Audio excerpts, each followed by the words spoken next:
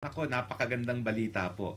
Natanggap ko po ngayon ng resolusyon galing sa opisina ng Piskalya ng Quezon City kung saan ibinesura po ng Piskalya ang demanda ni Trililing laban sa akin para sa cyber libel. Will the former president be okay that if we draft the waiver now, that it be signed today instead of tomorrow? Will you be fine with that, Mr. President? Anong kapalit, sir? Hindi. Sampalin ko siya sa publiko. Hindi. Wala naman. Ngayon na. Wala pong ganunan. Chairman. I'll give you no. Sampalin ko sa Chairman. Session suspended. Session suspended.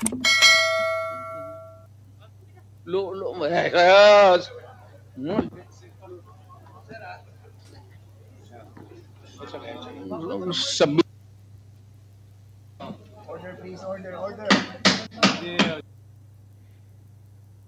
Kung maalala nyo po, sa kasagsagan nung debate tungkol dun sa di umano secret agreement daw na pinasok ni Presidente Duterte na naging dahilan kung bakit naging mapayapa yung pagde-deliver natin ng pagkain at iba pang humanitarian assistance dyan sa Sierra Madre, sa Sierra Madre, no? Nagdemanda siya ng cyber libel dahil sinabi ko, "Hoy, Trililing, excuse me, hindi nawala ng teritoryo ang Pilipinas ni isang inch ng teritoryo ang Pilipinas nung panahon ni Presidente Duterte." At pinaalala ko sa kanya na ang nawalan tayo ng teritoryo ay panahon ni Pinoy kung saan siya ay tinalaga bilang isang special envoy na walang permiso ng Senado ng mga panahon na yon dahil siya ay nakaupong senador.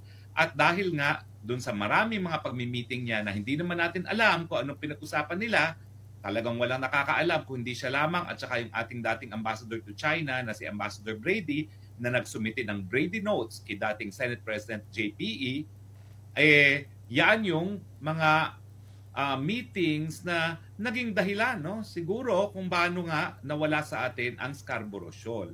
Alam nyo hanggang ngayon, denial king itong si Trililing na hindi raw nawala sa atin ang Scarborough Shoal, pero kung babasahin nyo ang lahat ng mga nakasulat ngayon tungkol sa Scarborough Shoal, sinasabi talaga na nawala ang possession ng Pilipinas sa Scarborough Shoal nung panahon ni Pinoy. So hanggang ngayon po, hindi binibigyang linaw ni Trililing kung ano ba talaga ang naging kasunduan. And yet, siya yung nag-aakusa sa akin na sinabi ko daw na nagkaroon ng secret agreement ang Presidente Duterte sa mga Chino. Wala naman pong secret yan. Yan po ay inanunsyo publicly ni dating Defense Secretary Delfin Lorenzana at sinabi rin ni Presidente Duterte na meron silang kasunduan na as is where is o di naman kaya yung tinatawag na status quo agreement. Walang gagalaw, in other words, para merong kapayapaan. Hindi tayo gagalaw para ayusin, pero at the same time, hindi gagalaw ang mga Chino para hadlangan yung pag-deliver ng pagkain, tubig at iba pang humanitarian assistance sa ating mga kasundaluhan sa Sierra Madre. Now, ang punto niya, siniraan ko daw siya nung sinabi ko na unang-una na nawalan tayo ng teritoryo matapos siya maging natalaga na special envoy to China.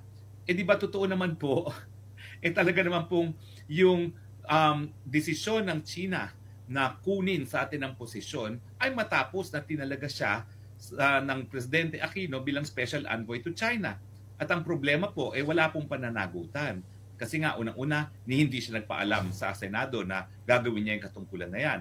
Labag po yan sa separation of powers kasi ang mga senador ay legislative.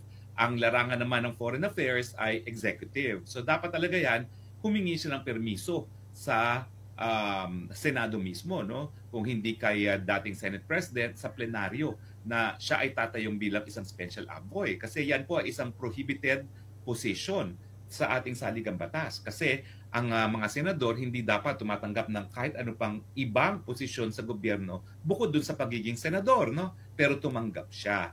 At talaga naman po hindi makakaila na secret talaga yung mga nangyari sa mga negosasyon. Hindi ko po alam kung ilang beses siya nagbalik-balik, pero mahigit 20 po na nagbalik-balik siya sa China at hanggang ngayon, napakatagal ng panahon na nakalipas, hindi pa niya isinasa publiko kung ano talaga naging kasunduan nila ng China. Basta ang alam lang natin, matapos yung napakadaming pagmi-meeting niya, nawala ang Scarborough sa atin. Kaya nga ang sinasabi ko, huwag kayong magtututuro na si Presidente Duterte di umano ang namigay ng teritoryo dahil ang katotohanan niyan, it was during the time of President Aquino na nawala sa atin ang Scarborough Shoal. At bagamat tayo po ngayon ay pinangingisda ng China, yan din po ay resulta dahil doon sa pag-uusap ni Presidente Duterte kay President Xi. Kaya hanggang ngayon po ay hindi naman po nagrereklamo ang mga mangingisda natin at nakakapaghanap buhay po sila dyan sa boro na tinatawag. Alam ko po yan kasi mga mangingisda dyan, nung panahon na pinagbawalan sila, nung panahon ni Aquino na mangingisda dyan, sila po yung naging kliyente ko. Kilala ko silang personal kung sino sila. Hanggang ngayon po, meron akong 2 freezer na ang laman ay libreng isda dahil yung aking mga kliyente, mga mangingisda ng Scarborough, hanggang ngayon, nagbibigay po sila ng isda kapag sila po ay nakakahuli. No? At ang nakakatuwa nga po, hindi ako pumupunta ng Masinloc para kunin. Nagtotoka-toka sila para magbayad ng isang tao na dalhin sa bahay ko. At 2 freezer po ngayon ang meron ako sa aking bahay dahil nga po sa daming isda na binibigay sa akin ng aking mga kliyente na galing po sa boro. No? At yan naman po ay bilang pagkilala nung panahon na sila po ay naiipit at nawalan ng trabaho, gumawa po tayo ng legal na remedyo laban sa China. No? Naghain tayo ng complaint dun sa UN Human Rights Committee na nagsasabi na pinagkakaitan sila ng China na karapatan na magkaroon ng kabuhayan.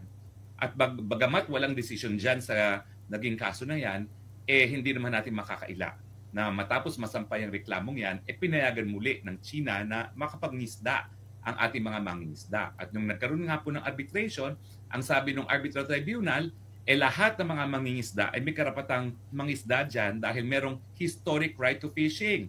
So lahat ng mangingisda, kay Pilipino, kay Chino, kay Vietnamese, ay po pwedeng mangisda dyan sa boro. Dahilan na hanggang ngayon po ay naghahanap buhay ang ating mga kababayan dyan. Well, ako nga po sinasabi ko na sa mga Chino bakit pa ba kayo kailangan mangisda dyan? Ang gawin nyo na lang, pondohan ninyo ang isang modernong fast freezing facility at saka i-improve nyo yung port facility ng Masinloc para hayaan nyo ng Pilipino ang mangisda, hayaan nyo ng i-fast freeze ang mga isdang nahahanap dyan, nahuhuli, at i-export sa China.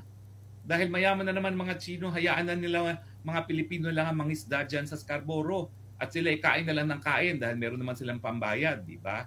So, pero hindi po pwedeng mangyari ngayon yan dahil nga sinira na ng tuluyan ni Marcos Jr. ang ating relasyon sa China. At mukhang wala na pong pag-asa na ma-repair sa near future itong relasyon nito hanggang nakaupo po ang Marcos Jr. Dahil ginagamit ng Marcos Jr. ang China ngayon para takutin ng mga Amerika na kapag hindi sumaklolo ang Amerika sa Pilipinas laban sa China, hindi nila magagamit ang ating bansa bilang unsinkable warship laban sa China. No?